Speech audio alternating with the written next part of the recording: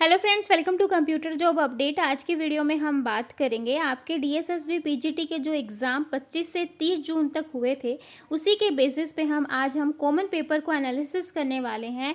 जिस common paper का जो आपका 100 मार्क्स का पेपर होता है, यानी कि हिंदी, इंग्लिश, मैथ, रीजनिंग और जीके, इन पाँचों सब्जेक्ट को हम एनालिसिस करेंगे, डिस्कस करेंगे कि कौन कौन से ऐसे टॉपिक हैं जो randomly her bar in exam में पूछे गए हैं, ताकि अभी आगे जो आपका पीजीटी का एग्ज़ाम होगा वहाँ पर भी जो है यहाँ से जो है एग्ज़ाम में कहाँ से क्वेश्चन आए। क्योंकि कॉमन पेपर में ज़्यादातर बच्चे कंफ्यूज रहते हैं कि क्या पढ़े क्या ना पढ़े, पता नहीं एग्ज़ाम में क्या आएगा क्या नहीं आएगा।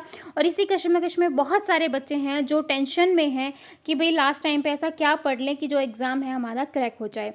तो आज की वीडियो में हम कॉमन पेपर को ही डिस्कस करेंगे कि आपको लास्ट टाइम पे हिंदी में क्या पढ़ना है, इंग्लिश में क्या करना है, मैथ में क्या करना है, रीजनिंग में क्या करना है। और सबसे बड़ा जो बच्चों को डाउट रहता है वो रहता है जीके के अंदर, क्योंकि जीके इतनी ज़्यादा वाइड है और सिर्फ 20 नंबर में वो ऐसा क्या पढ़ें। ठीक है, तो चलिए भाई अपनी आज की क्लास को स्टार्ट करते हैं। वन बाय वन करके सारे पेपर्स को अच्छे से डिस्कस कर लेते हैं, हिंदी, इंग्लिश, मैथ, रीजनिंग और जीके। हाँ जी, सबसे पहले बात कर लेते हैं जीके की, क्योंकि जीके एक ऐसा सब्जेक्ट है जो ज़्यादातर बच्चों को मतलब ये रहता है कि भाई जीके में क्या करें, भाई क्या करें क्या ना करें। क्योंकि हिस्ट्री पढ़ें, पॉलिटी पढ़े, ज्योग्राफी पढ़े, साइंस में से पढ़े, स्टैटिक जीके पढ़ें, या फिर करंट वाला पोर्शन करें, क्या करें। ठीक है, तो 20 मार्क्स का आपका पेपर है, आप बिना पढ़े तो जा नहीं सकते, क्योंकि कंपटीशन इतना ज़्यादा है। एटलीस्ट आपको कुछ तो करना पड़ेगा। अब जो आपको कुछ करना है वो मैं आपको बता दूँ। अगर आप कुछ नहीं कर रहे, अगर आप जीके के अंदर कुछ नहीं पढ़ना चाहते हो, तो मैं आपको मेन टॉपिक बता देती हूँ। एटलीस्ट ये तो आपको करना पड़ेगा। सबसे पहला पॉलिटी पॉलिटी पॉलिटी आप देख लो भाई, कब आपका संविधान बना था, कौन आपके सदस्य थे, कौन क्या थे। उसके बाद आर्टिकल्स कौन कौन से हैं, कौन से आर्टिकल में क्या आता है, क्योंकि यहाँ से डेफिनेटली जो है बार बार क्वेश्चन आ रहा है। तो भाई पॉलिटी को आप अच्छे से करके जाना, 2 क्वेश्चन आप यहाँ से मान सकते हो। उसके बाद आपको क्या करना है, उसके बाद आपको करंट पे फोकस करना है। ठीक है, करंट अफेयर आप अच्छे से करके जाओ। लास्ट 6 मंथ का, यानी कि अभी जुलाई है आपकी, तो आप जो लास्ट जो है जनवरी से लेके जून तक के सारे करंट अफेयर अच्छे से कर लो भाई। सभी बच्चों को बोल रही हूँ मैं, जैन से लेके जून तक अपने सारे करंट अफेयर को अच्छे से कर जाओ। करंट अफेयर में से 5 to 6 क्वेश्चन आ रहे हैं। अगर आपके 5 क्वेश्चन भी करंट अफेयर में से आ जाते हैं, और अगर आपने लास्ट टाइम का करंट अफेयर अगर आप पढ़ के गए हो, तो 5 क्वेश्चन बहुत ज़्यादा मायने रखते हैं आपकी कट ऑफ में। ठीक है, अगर आप पॉलिटी को कर लेते हो तो 1-2 क्वेश्चन आपको यहाँ से देखने को मिलेगा। करंट अगर आप कर लेते हो तो 5 से 6 क्वेश्चन आपको यहाँ से देखने को मिलेंगे। ठीक है, साथ में जो अभी आपका कल जो है 30 जून को जो पीजीटी इंग्लिश का पेपर हुआ था, वहाँ पर क्वेश्चन पूछा गया था कि भाई हिस्ट्री से रिलेटेड कि बाबर की लड़ाई किस किस के साथ हुई, ये सब जो है पूरा जो हिस्ट्री में किसके किसके साथ कब लड़ाई हुई, कौन से ईयर में हुई थी, कौन जीता था कौन हारा था। तो भाई यहाँ से जो है कल की शिफ्ट में जो है क्वेश्चन पूछा गया है। ऊपर एक क्वेश्चन यहाँ से पूछा गया जो आपके कैपिटल है, मैचअप करना आया था कि भाई कौन सी की कैपिटल जो है वो गलत दे रखी है, तो हरियाणा की वहाँ पर गलत दे रखी थी। कल के उसमें ये क्वेश्चन पूछा गया था कि लखनऊ जो है वो कौन सी नदी के किनारे बसा है। तो दे भाई ये तो देखो आपका भी मतलब ये है कि हर शिफ्ट में अलग अलग पूछा जाएगा, ज़रूरी नहीं है, लेकिन मेन मैं टॉपिक लिखवा देती हूँ आपको कि कहाँ कहाँ से करना है। सबसे पहले जो आपको करना है वो आपको करंट अफेयर करने हैं। ठीक है, करंट अफेयर को तो छोड़ना ही मत। उसके बाद आपको पॉलिटी करनी है। ठीक है, पॉलिटी के बाद अगर आप हिस्ट्री देख सकते हो तो हिस्ट्री कर लेना, अदरवाइज़ आप स्किप कर सकते हो, क्योंकि भाई हिस्ट्री बहुत ज़्यादा है। ठीक है, अभी लास्ट टाइम पे आप इतना नहीं कर सकते। उसके बाद आपको डांस कौन कौन से डांस हैं, किसका क्या डांस है, कौन से स्टेट का, 29 स्टेट हैं, बस आपको बस ये देखना है। तो डांस देख लेना, अवार्ड देख लेना भाई किसको कौन कौन सा अवार्ड मिला है। एक क्वेश्चन ये पूछा था कि आईपीएल में 6000 रन किसने जो है पूरे किए हैं, कौन से क्रिकेटर ने किए हैं। तो भाई विराट कोहली ने ही किए हैं अभी तक सबसे ज़्यादा रन। लेकिन इस तरह के क्वेश्चन जो है करंट का ही है, तो ये आपको जो करंट में खेल हुए हैं, ये हुआ है वो आपको सब अच्छे से देखना है। ठीक है, उसके बाद जो है राष्ट्रीय उद्यान कि कौन सा राष्ट्रीय उद्यान कहाँ पर है। तो भाई ये जो 4-5 चीज़ें हैं ये आप कर लेना। एटलीस्ट अगर आप 10 नंबर का भी कर लेते हो, अगर जीके में 10 नंबर भी ले लेते हो तो बहुत अच्छा है। आप बाकी जगह जो है चीज़ों को इम्प्रूव करने की कोशिश करो। ठीक है, तो ये था आपका जीके का। अगर आप जीके में अभी लास्ट टाइम पे ये 4 से 5 सब्जेक्ट टॉपिक कर लेते हो तो आप जो है अच्छे खासे मार्क्स ले सकते हो। अब बात कर लेते हैं हम रीजनिंग की। ठीक है, रीजनिंग वैसे तो सभी बच्चों को इजी लगती है और बहुत ही इजी आ रही है। रीजनिंग जो है वो आपकी बहुत इजी है, बहुत ज़्यादा आप टफ नहीं कह सकते, बहुत इजी है अगर आपको आती है तो। कई बच्चों को रीजनिंग नहीं आती है, और जिसको आती भी है तो मैं सबको यही सजेस्ट करूँगी कि अभी जो है आप क्या करो, अभी लास्ट टाइम पे जो लास्ट ईयर के जो पेपर है ना, एटलीस्ट 4 टू 5 पेपर लगा लो, यानी कि सीधी सी बात है 20-20 क्वेश्चन अगर आपको जो है लास्ट टाइम पे 100 से 200 क्वेश्चन आपको लगाने हैं हर एक उसके, ठीक है।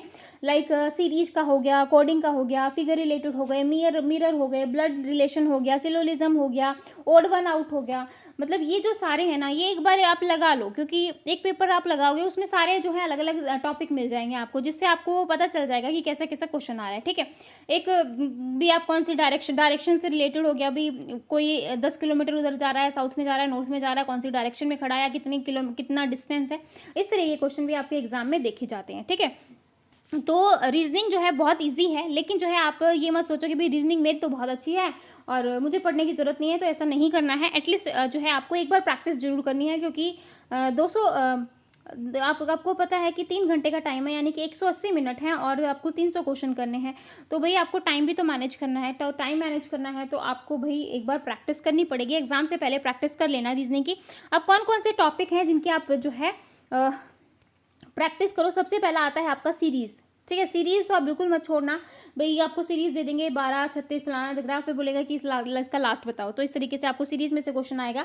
सेकंड जो है आपको कोडिंग में से कोडिंग दे देगा कि वाटर को हम ये लिखते हैं तो भाई नेम को क्या लिखेंगे, इस तरीके से आपको कोडिंग दे देगा। फिर जो है आपको वेन डायग्राम कि भाई मानव में, चिकित्सक में और डॉक्टर में, इस तरीके से डॉक्टर हो गया आपका, ठीक है, तो इनमें रिलेशन बताना है कि किस में क्या रिलेशन है, तो इस तरीके से आपको वेन डायग्राम बना के दे देगा और आपको जो है सही पे टिक टिक करना पड़ेगा। उसके बाद जो है फिगर रिलेटेड, थर्ड टॉपिक है आपका फिगर रिलेटेड, ठीक है।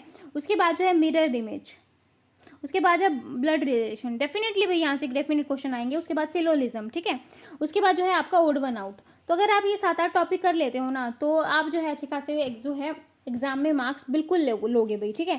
तो एटलीस्ट जो मैं बता रही हूँ इनको तो आपको करके ही जाना है। अब बात कर लेते हैं हमारे मैथ की, ठीक है, कि मैथ में आपको क्या क्या पढ़ना है।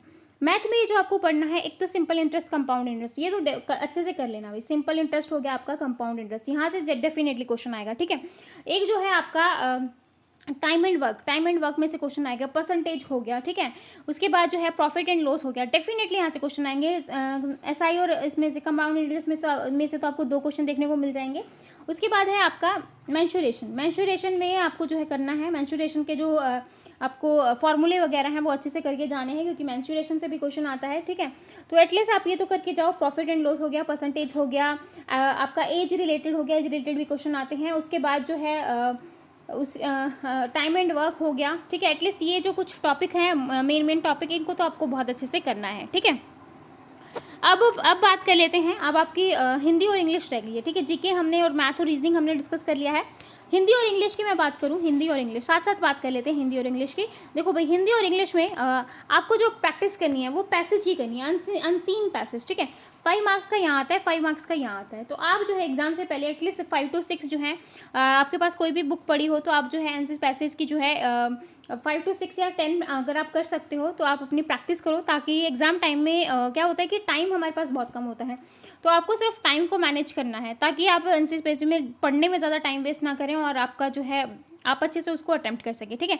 तो आंसर पैसेज आपको बहुत अच्छे से करना है, क्योंकि 5 नंबर 20 में से 5 नंबर तो आपके दोनों में यही हो गए, ठीक है। यानी कि हिंदी और इंग्लिश को मिला के आपके 10 नंबर हो गए भाई पैसेज पे, ठीक है। तो फ्री के मार्क्स हैं अगर आप अच्छे से कर ले तो, ठीक है। उसके बाद अगर मैं हिंदी की बात करूँ, पैसेज के बाद अगर मैं हिंदी की बात करूँ, तो हिंदी में आपको करना है समास आपको करने हैं, मुहावरे करने हैं, मुहावरों लोकोक्तियाँ करनी है भाई, ठीक है। तत्सम तद्भव शब्द करने हैं, वाक्य करने हैं भाई। ये चीज़ तो आप अपनी बहुत अच्छे से कर लेना, ठीक है। तत्सम शब्द क्या होते हैं, तद्भव क्या होती है, संधि क्या होती है, मुहावरे, लोकोक्तियाँ, समास, वाक्य और आपका जो है पैसेज की प्रैक्टिस, अगर आप ये कुछ टॉपिक्स कर लेते हो तो भी आप जो है आप 100 में से जो है 60 to 70 मार्क्स ले लोगे, ठीक है। अब बात कर लेते हैं इंग्लिश की। इंग्लिश में एक तो आपका पैसेज हो गया, ठीक है, 5 मार्क्स का। उसके बाद जो है आपको आर्टिकल करने हैं, ठीक है, आर्टिकल करने हैं, मोडाल्स कर लेना, ठीक है। उसके बाद अगर आपको देखो एंटोनिम्स सिनोनिम्स, डेफिनेटली यहाँ से क्वेश्चन आएगा, 2 क्वेश्चन भी आ सकते हैं, एक ही क्वेश्चन भी आ सकता है, ठीक है। लेकिन एंटोनिम्स सिनोनिम्स इतने होते हैं बच्चे से कंफ्यूज हो जाते हैं कि भाई क्या करें क्या ना करें, ठीक है। अगर आप एंटोनिम्स सिनोनिम नहीं पढ़ना चाहते हो तो 1 वर्ड सब्स्टिट्यूशन बिल्कुल कर लेना, 1 वर्ड सब्स्टिट्यूशन आपको बिल्कुल पढ़ने पड़ेंगे, ठीक है। इडियम्स फ्रेजेस कर लेना। तो अगर आप ये 5 टॉपिक कर लेते हो इंग्लिश के अंदर तो भी जो है आप अच्छा खासा स्कोर कर लोगे, ठीक है। क्योंकि एरर फाइंड आउट करना, एरर करेक्शन, ये तो आपके जो है इंग्लिश में आते ही हैं। तो 15 में से 5 नंबर का आपका पैसेज आ जाएगा, फिर आप आर्टिकल, मॉडल्स और जो है ईडियम फ्रेजेस और ये सब बातें अगर आप सिनोनिम एंटोनिम्स भी अगर देख लेते हो तो भी जो है आप अच्छे खासे एग्जाम में स्कोर कर लोगे। ठीक है, तो ये था पूरा अभी तक का एनालिसिस, 5-6 पेपर जो भी आपके पेपर्स हुए हैं उन सभी पेपर्स का एनालिसिस था। और आई होप आपको जो है काफ़ी चीज़ें क्लियर हुई होंगी कि आपको हिंदी में क्या करना है, इंग्लिश में क्या करना है, मैथ में क्या करना है, रीजनिंग में क्या करना है। अगर आपको क्लास अच्छी लगी हो, अगर आपको कुछ लगा हो, कुछ बेनिफिट लगा हो, तो प्लीज़ भाई वीडियो को लाइक कर दें, शेयर करें ज़्यादा से ज़्यादा, ताकि बाकी बच्चों का भी बेनिफिट हो सके। अगर आपने अभी तक ये वाला चैनल सब्सक्राइब नहीं किया है तो कर दो भी, सभी बच्चों से रिक्वेस्ट है। तो फिर मिलेंगे ऐसी नई वीडियो के साथ, तब तक के लिए बाय एंड थैंक यू।